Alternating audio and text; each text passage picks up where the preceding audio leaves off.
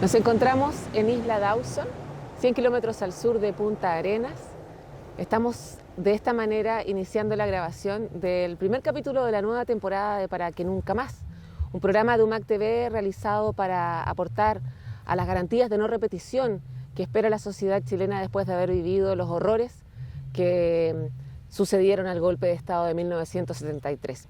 Y estamos aquí en lo que fue el campamento Río Chico, la segunda parte de este campo de concentración tan austral, con una persona que estuvo precisamente detenida acá y sufriendo esta realidad que hoy vinimos de alguna forma a recordar y a dejar enterrada para el futuro, ¿cierto? Me refiero a Manuel Rodríguez Uribe. Muchas gracias Gracias, Paula, por esta oportunidad de conversar contigo. ¿Cómo estás? ¿Cómo has vivido el viaje? Es un momento único, no solo porque se da la coincidencia de los 50 años, sino que además es un momento único porque hemos vuelto a encontrarnos con personas que algunas de las cuales no nos habíamos visto realmente desde 1973. Incluso Fernando Lanfranco, que estuvo conmigo acá y que compuso la música de la cantata, o Pedro Felipe Ramírez, con quien yo conversaba cada vez que podía en la Barraca Isla, y varios otros compañeros a quienes efectivamente no los había visto muchos años, 50 años en algunos casos. Entonces eso contiene una emoción, ¿no? Bueno, traje una buena provisión de pañuelos desechables, pero finalmente me decidí que si me corren las lágrimas, Que corran, porque este es un momento histórico único. Alguna vez, creo que hace poco lo dije, cuando se cumplan los 100 años del golpe, en el año 2073, no vamos a estar nosotros. Van a estar nuestros nietos viejos, estarán nuestros bisnietos y vendrán a este lugar y será obviamente un sitio de memoria y habrá un lugar de recordación y encontrarán la cápsula que colocamos bajo tierra con el libro y se cumplirán las 3 cosas que prometimos o que nos dijimos cuando éramos jóvenes, de que íbamos a plantar un árbol, íbamos a escribir un libro y íbamos a tener un hijo. Esas son tareas cumplidas. Y Dawson fue, por lo tanto, un mordisco a la historia en nuestros cuerpos, en nuestros sentimientos, que nos dejó marcados. Somos una generación traumada. Pero al mismo tiempo somos esa generación que, a pesar del dolor, del sufrimiento, pudimos salir adelante, superar y pasar a otra etapa. Solo aquel que ha vivido en la más profunda oscuridad puede reconocer la maravilla que significa el amanecer. Digo yo que todos tenemos en el alma un cabo de hornos que nos atormenta siempre, pero Dawson fue un lugar de dolor, de sacrificio, un lugar sucio, un lugar amargo, un lugar triste, un lugar de odio. Entonces, la única manera que teníamos para salir de este pozo negro real era imaginarnos otros mundos, otras realidades, otros momentos. Mi amigo Benjamín Cárdenas, que era hoy fallecido, cuando salíamos a caminar por este camino y nos íbamos hacia el bosque, me decía, Manuel, me decía, ¿has leído algo de cómo era Londres? ¿Cómo es Londres? Sí, le digo yo, algo leí un poco sobre Londres. Ya, me decía, vámonos a Londres, y nos íbamos caminando y mencionaba Piccadilly Circus, Trafalgar Square, el Buckingham Palace, qué sé yo. Entonces era de alguna manera un esfuerzo por tratar de salir mentalmente de este lugar. Pero el trauma continúa y por lo tanto nosotros tenemos la responsabilidad de pasar por encima, de decir ya, sí, vivimos este trauma, pero seguimos viviendo. Tenemos otra vida, miramos hacia el futuro, caminamos hacia otro destino. Esta es una mochila, pero es una mochila que entre todos podemos resolverla, podemos alivianarla. Para eso están los hijos, para eso están los nietos, para eso está la esposa, para eso están nuestros compañeros, nuestros hermanos. Eso es lo que siento en este momento. Cuando hablas de legado hacia el futuro, ¿cierto? Y hablas de las generaciones que vendrán, ¿qué crees tú que deben saber esas generaciones para tener conciencia y colaborar con que este tipo de cosas no se repitan respecto de lo que sucedió en Isla Dawson? Deben conocer toda la historia, toda, la más dolorosa, la más sangrienta, la más horrible, la más dramática, la más adornada, la más rosada. Todas las historias tienen que leerlas, tienen que conocerlas. No se queden con una sola versión, escuchen a todos los que puedan de cómo fue este lugar y qué ocurrió en este lugar. A lo mejor mi versión va a estar atravesada por el dolor que a mí me tocó vivir, pero yo no lo viví solo, lo viví con otros compañeros y hermanos más. Por lo tanto, buscar en los libros, buscar en la historia, buscar en la memoria. Mientras estamos vivos, nosotros somos también la memoria. Pero hay otros que ya no están. Pregunten por ellos, busquen información. Google puede quedar chico. Pregúntense, ¿qué pasó acá? ¿Por qué ocurrió esto acá?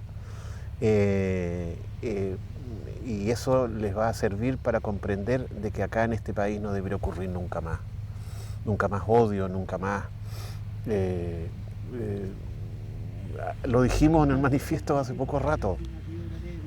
No es posible alambrar las ideas. Esa es una lección que quisiera transmitir a la generación joven de hoy, que van a ser adultos en 40 años más, y al futuro. No se alambra las ideas, no se contienen las ideas. Me preocupa, sin embargo, que hoy en día corren vientos sombríos, corren vientos de un fascismo del pasado, de los fantasmas del pasado que están de regreso. Y para eso, verdad, justicia, memoria, una y otra vez, para recordar y volver a estos lugares y volver a la historia de lo que ocurrió en estos lugares, para que no ocurran nunca más. Y la garantía de no repetición debiera depender de todos nosotros. Es un ejercicio de fortalecimiento de la democracia, de la experiencia que nosotros hemos vivido, que ya pasamos, esta generación ya pasó. Ahora está viviendo otra generación y por lo tanto esa es una tarea de todos. Nuestra también, obviamente, de decir, ojo, el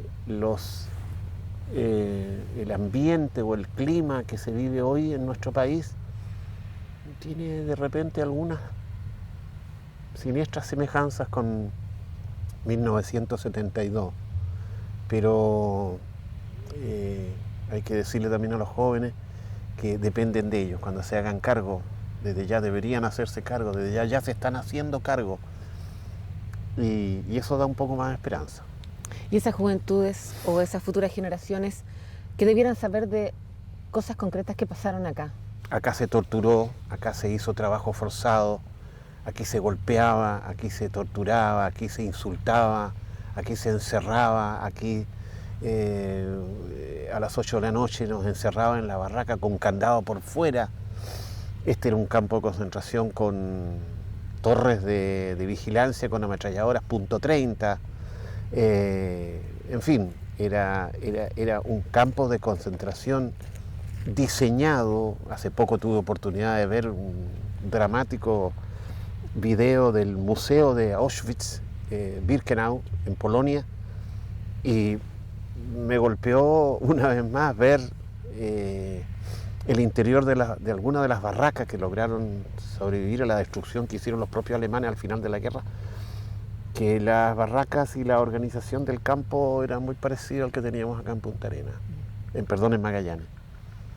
Entonces, este fue un campo de concentración. Vayan y pregunten qué es un campo de concentración. No es solo la historia oficial, digamos, podría decirlo, ¿no? Bueno, hay que decir también de que hubo campos de concentración en otros momentos de la historia. Lo hicieron los sudafricanos con el apartheid, lo hicieron los ingleses, campos de concentración en Estados Unidos con los ciudadanos japoneses al producirse el ataque de Pearl Harbor. En fin, hubo campos de concentración en la Unión Soviética, el Gulag que denunciaba Solzhenitsyn. Por lo tanto, esta experiencia nos debiera enseñar de que para que nuestra ciudadanía, para que nuestra convivencia democrática se fortalezca, se necesita dialogar, razonar, conversar, entender al otro, comprender al otro, buscar convencer al otro, pero no aplastarlo, ni alambrarlo. ¿Y la educación que ves actualmente dará el ancho para ese desafío? No porque falta educación cívica, no porque falta educación ciudadana. En muchos liceos, por lo que he conversado yo, y en muchos colegios, la historia de Chile o termina en 1891 con la guerra civil, o termina en algunos casos en 1925. No se les enseña lo que pasó y lo que continuó ocurriendo después del 73. Yo creo que tenemos una enorme carencia en materia de historia de Chile y de historia de América Latina, en la formación de los profesores y la formación de los alumnos en las carreras de historia y de educación cívica. Aquí hay una enorme brecha generacional en materia de educación cívica, y de eso me quejo realmente. No es suficiente. Los jóvenes necesitan conocer su pasado, la historia que está escrita e incluso también la que no está escrita. Por último, Manuel, ¿qué te gustaría que fuera este lugar? Me imagino un gran memorial, un sitio cercado, abierto, con un centro de acogida en la entrada por el costado del Estrecho de Magallanes, donde estén reconstruidas, aunque sea de alguna manera, las barracas, donde se haga pedagogía del lugar, tal como ocurre en los museos de Europa y de otros lugares del mundo, que muestran el dolor de lo que ocurrió, pero para que las futuras generaciones vean concretamente lo que acá sucedió. Un gran centro, un gran espacio incluso de investigación científica, pero sobre todo un lugar de recordación, un sitio de memoria como corresponde, bien organizado, bien estructurado, respetuoso del medio ambiente y respetuoso de la historia. Muchas gracias, Manuel. Gracias a ti, Paula. Te ganaste un chocolatito caliente. Muchas gracias. Que ya no está tan caliente. No importa. Caso. Bien, con esta conversación breve, porque hay mucho que hablar con Manuel Rodríguez Uribe, damos por finalizado este primer capítulo de Para que nunca más.